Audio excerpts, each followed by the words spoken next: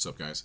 This video for you, Calc BC series, we're estimating errors and using the remainder theorem. Now we're taking specifically 283 out of the text from chapter 5.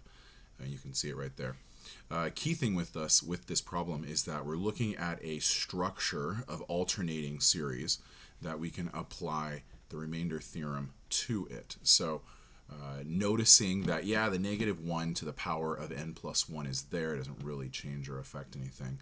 The key thing for us is that we're noticing that the remainder is related to that error conversation.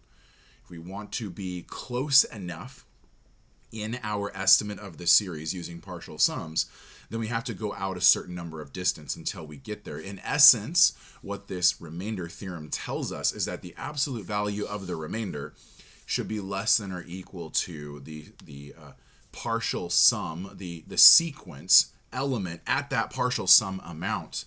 So just a simple substitution tells us that we're going to put 10 to the -6 where r sub n is, and 1/2 to the power of cap n plus 1 where the b sub cap n plus 1 is. And then solve. That's all we're really doing. We're going to solve the inequality that's there. We already know we're dealing with positive r value, 10 to the -6. R value is positive, so we don't even need the absolute value signs. We can just drop them and then simplify.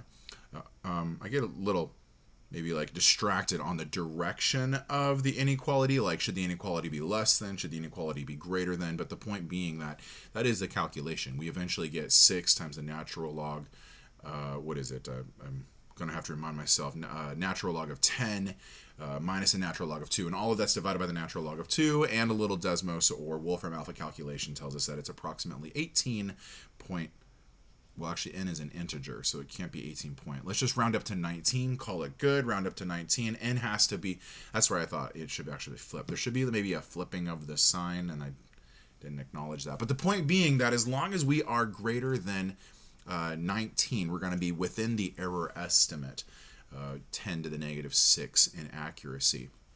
So just evaluate the series.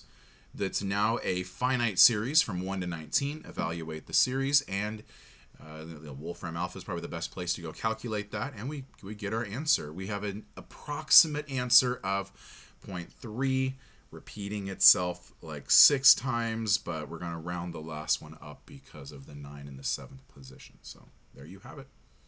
Series of partial sums. Accurate to within 10 to the -6 places. Thanks for watching this video.